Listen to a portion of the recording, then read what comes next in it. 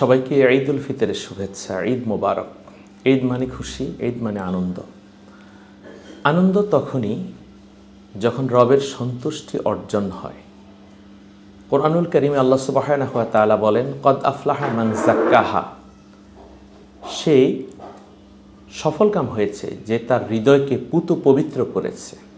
দীর্ঘ একটি মাস সিয়াম সাধনা করে আমরা আমাদের হৃদয়কে পুত পবিত্র করেছি। রাসূলুল্লাহ সাল্লাল্লাহু আলাইহি সাল্লাম বলেছেন, মান সামা রমাদান ঈমানান ওয়া ইহতিসাবান গুফিরা লাহু মা তাকাদ্দামা মিন যামবিহি।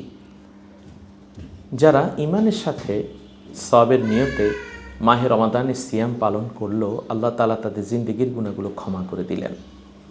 এমনিভাবে যারা কিয়ামুল লাইল করলেন, লাইলাতুল কদর পালন করলেন, ইতিকাফ করলেন, তাহাজ্জুদের নামাজ আদায় করলেন, জিকির আজকার করলেন, কোরআনুল কারীম তেলাওয়াত করলেন, দুরূদ শরীফ পড়লেন, সালাতুস সালাম পড়লেন, মিলাদ কিয়াম করলেন, আল্লাহ সুবহানাহু ওয়া তাআলা অবশ্যই তাদের জিন্দেগির গুনাহ ক্ষমা করে দিয়েছেন।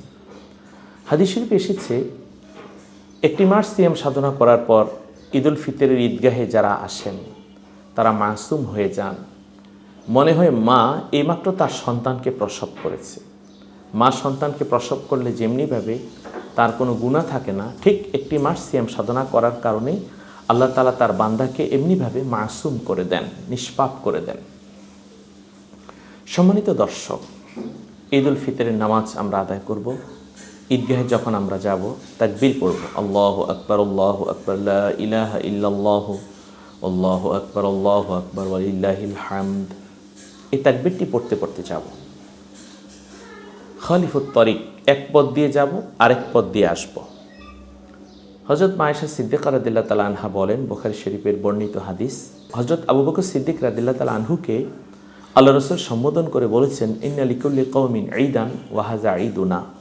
প্রত্যেক সম্প্রদায়ের ঈদ রয়েছে, আনন্দ রয়েছে, উৎসব রয়েছে। আমাদের উৎসব হচ্ছে ঈদুল ফিতর। ঈদুল ফিতরের দিন আমরা ঘুম থেকে উঠে গোসল করব। এরপর আমরা ইনশাআল্লাহ ফজরের নামাজ আদায় করব মসজিদে গিয়ে।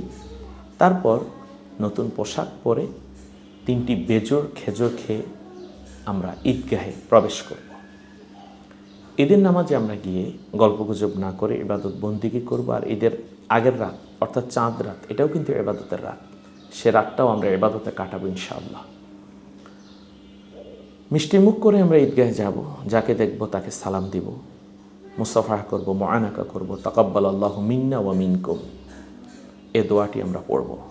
তাকাব্বালাল্লাহ, আল্লাহ আমাদেরকে কবুল করুন এবং তোমাদেরকেও আল্লাহ কবুল করুন। ঈদগাহে গিয়ে ঈদের নামাজ পড়ব, বিশ্বের সকল মুমিন মুসলমানের জন্য দোয়া করব, খুতবা শুনব। এরপর আমরা কবর জিয়ারত করব, সবাই সবার সাথে হাসি মুখে কথা বলবো, সবাই সবার জন্য দোয়া করব। এই ঈদুল ফিতর আল্লাহ যেন আমাদের জন্য কল্যাণ বয়ে আনে, সারা বিশ্বের মুমিন মুসলমানের জন্য শান্তির প্রতীক হিসেবে ঈদুল ফিতরকে আল্লাহ কবুল করে। সবাইকে ঈদ মোবারক।